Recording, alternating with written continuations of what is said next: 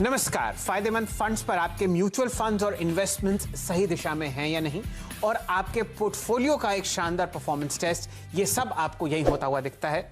मेरे साथ हैं कविता थपलियाल जी। नमस्कार और स्वागत है आप सभी का फायदेमंद फंड की इस खास पेशकश में, जहां पर हम बाजार की चाल पर तो बात करते ही हैं, लेकिन शैल जी, जैसा कि हमने देखा कि सितंबर सीरीज ने काफी उतार चढ़ाव वाला सेशन दिया है निवेशकों को। अब ऐसे में इनके पोर्टफोलियो में म्यूचुअल फंड की एनएवी पर मार तो पड़ी होगी, जिस पर आज हमें उन्हें गाइड करना होगा कि उन्हें करना क्या है। लेकिन उसके साथ साथ, जैसा कि हम सब जानते हैं, फायदेमंद फंड में मिलाते हैं आपको हर हफ्ते खास मेहमान से और करते हैं एक खास केस स्टडी का जो पोर्टफोलियो है उसका रिव्यू भी। शैल जी, बिल्कुल। तो विनय और दर्शनी हाल ही में हैदराबाद शिफ्ट हुए हैं, जिस शहर में वो एक शानदार फ्लैट खरीदना चाहते हैं। साथ ही उनके 2 बच्चे हैं, तवीश और मिराया। उन दोनों की परवरिश और उनकी पढ़ाई लिखाई के लिए जो खर्च है, उसके लिए भी जमा साधन अभी फिलहाल से शुरू है। यहाँ पर हमने उनके लिए 4 शानदार फंड्स का पोर्टफोलियो बनाया।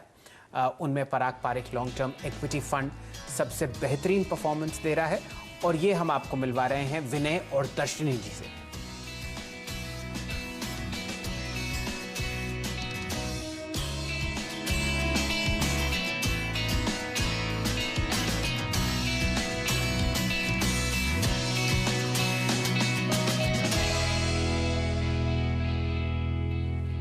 आइए इनके पोर्टफोलियो पर आपको एक नजर डलवाते हैं। हम लोगों ने 4 बहुत शानदार इक्विटी फंड्स चूज किए हैं, जिनमें से 3 प्योर प्ले डाइवर्सिफाइड हैं और एक बैलेंस्ड फंड है।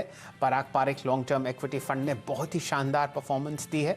साथ ही साथ आपके सामने यूटीआई इक्विटी फंड और एक्सिस ब्लू चिप फंड के भी जो परफॉर्मेंसेस हैं, फिलहाल 1 जनवरी 2020 से आपके सामने बहुत बेहतरीन तरीके से आते हुए दिखा रहे हैं। और ये सब उतार चढ़ाव जो हैं, बहुत शानदार तरीके से सितंबर का महीना, जहां पर आपने निफ्टी पर 6.8% का कट देखा, बैंक निफ्टी पे 13.3% का लाल निशान देखा, बावजूद उसके इतना शानदार रिटर्न। कविता जी आपके सामने। बिल्कुल। और दूसरा, मुझे एक और चीज यहाँ पे हाईलाइट करनी है कि विनय और दर्शनी जिस कैटेगरी के हमारे निवेशक हैं, वहां पर गौर करने वाली बात ये होगी शैल जी कि इनके बच्चे बढ़ रहे हैं, साथ ही इन्हें अपने पर्सनल एस्पिरेशंस में बढ़ोतरी करते हुए घर भी खरीदना है। तो काफी क्रूशियल एज ग्रुप है, काफी क्रूशियल लाइफ स्टेज भी है। उसमें भी हमने देखा है कि इनके पोर्टफोलियो ने इतने उतार चढ़ाव के बावजूद 14% का रिटर्न अब तक तो दिया ही है। मेरे ख्याल से डिसिप्लिन जो इन्होंने मेंटेन किया है अपने निवेश में, वो यहाँ पर काबिल तारीफ है।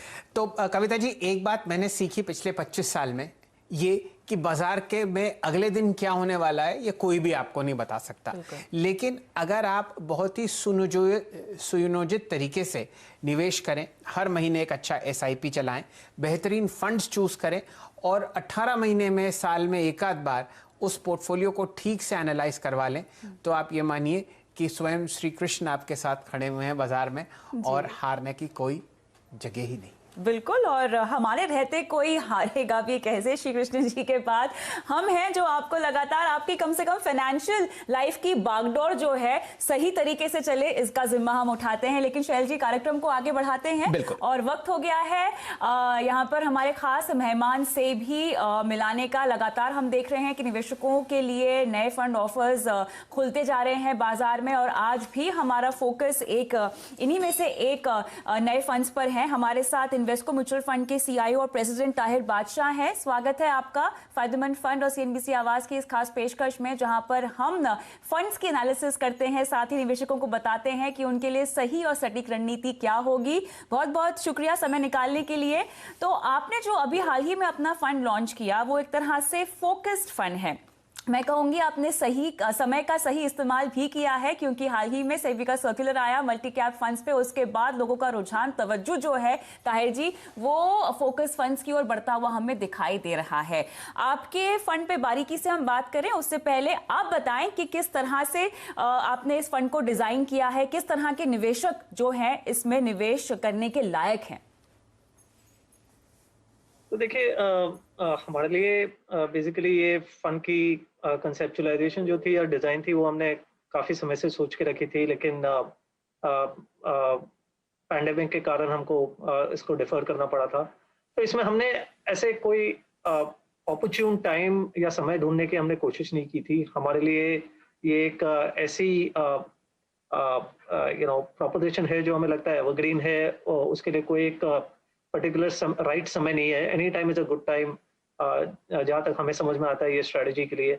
ये एक ऐसी स्ट्रेटजी है जहाँ पे हम कन्विक्शन दिखाना चाहते हैं, और एक तरीके से इन्वेस्टमेंट्स को फोकस रख के हम जितना हो सके उतना ड्यू डिलिजेंस या उसमें जो हमारी अंडरस्टैंडिंग है कंपनीज की, उसको बढ़ाने की कोशिश ये फंड के थ्रू हम इन्वेस्टर्स या निवेशक के सामने हम लाना चाहते हैं।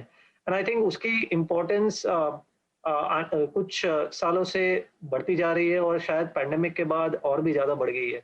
हमें लगता है कि importance of running a focus strategy, जहाँ पे आप कुछ चुने हुए बिजनेसेस या चुने हुए स्टॉक्स के बारे में आप के अंदर आप निवेश करो, उसके बारे में आप कन्विक्शन बनाओ, वो और भी ज़्यादा ज़रूरी हो गया है।